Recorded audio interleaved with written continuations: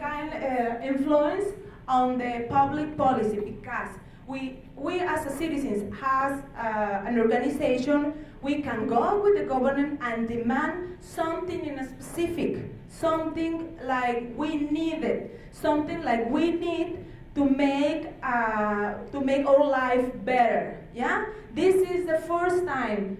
Then the government need to put in the agent, yeah, in the schedule of the government to discuss at the Congress, wherever the form of government has. Then they make a policy. The government says we have a problem. We identify the problem, and we need to do something about that problem. Then we're gonna make a policy about to resolve that problem. Okay. Now this is the most trouble, or the most troubled thing about the public policies, because to resolve the certain necessities for the population, we need budget, we need money to fix, to make, to come true our dreams like as citizens. Okay, and then the next step is the budget, and then when we pass for those steps, make is then the implementation. We go we put to the population the public policy, the action, the measure specific for resolve a problem. Let me give you an example, like violence against a woman. Probably we, like as citizens, go to the government and say, we have only a big problem with the violence against a woman. We need to do something. Okay, let's discuss, then discuss that problem, make the policy. We can take resources to make, and the policy, it's gonna be offer courses of human rights in the schools, human rights of the woman in the schools. This is a public policy, but this is a start with the problem identification. We have the obligation to show the government what we need. Yeah, it's the obligation of the government to know that, but sometimes they need to put another things first at the certain teams. Okay, let's the step of implementation is that, and then the evaluation is very important to a public policy evaluation, because that way we know if our functionally. Yes, probably if, like in the example I give you some minutes ago, probably in the schools, the kids don't interesting in the courses of human rights. They don't like, they don't hear, and we need to evaluation if this action is good, if this action have a result, a better result, a result that we expect. Okay, and this is the process of the public policy.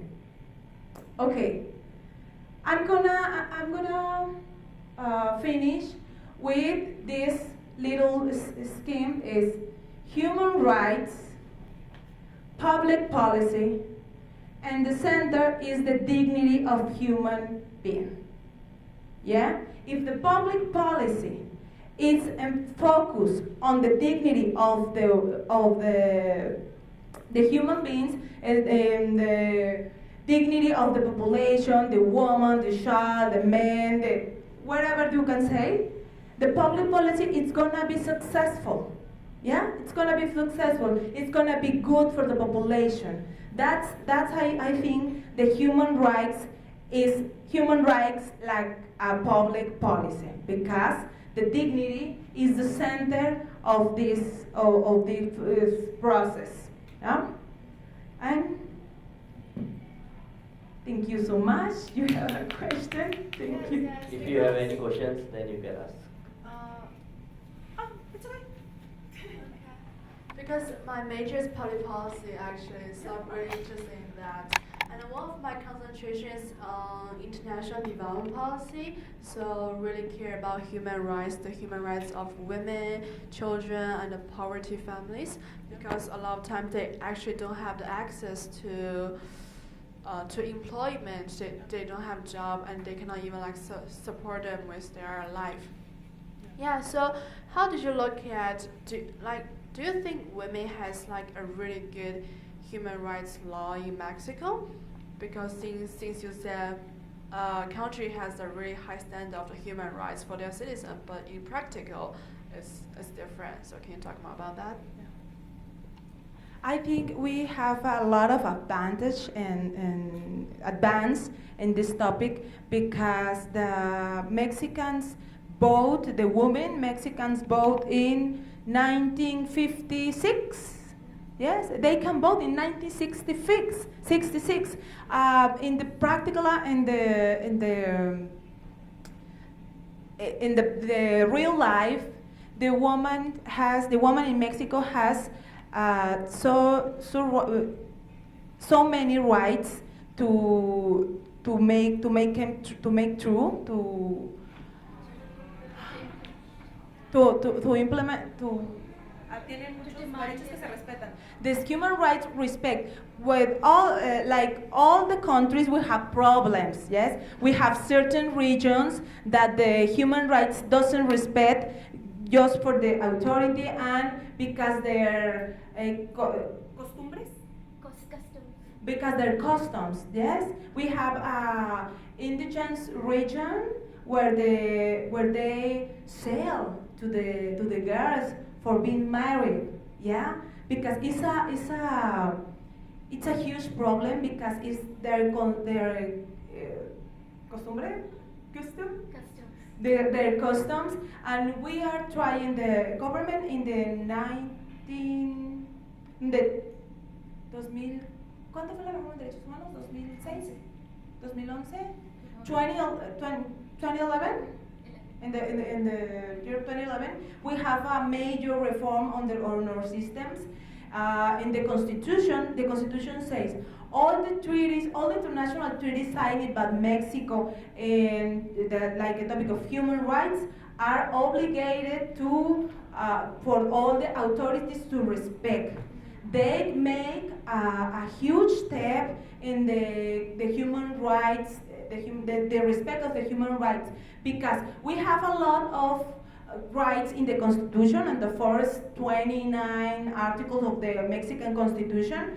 There's the right to get married, the freedom of religion, the transit, the no discrimination, everywhere. But in the treaties, international treaties, there are more rights, more human rights that with the reform, the government of Mexico, they must respect, they must guarantee that human rights in the international scenario. Yeah? It's an answer. Another question. Can I have just another mic? That'd be easier, I think. So I went to San Diego last month. So San Diego, so it's like the border of Mexico and the US, right? So that one. And I met with a woman. She sells her jewelry, like her handmade jewelry, in a park, the national park in San Diego. So what do you think that makes her leave Mexico and come to US and sell those stuffs to make a living? Okay, the United States, the income is more than in Mexico. The salary is bigger than in Mexico. It's not just Mexicans, just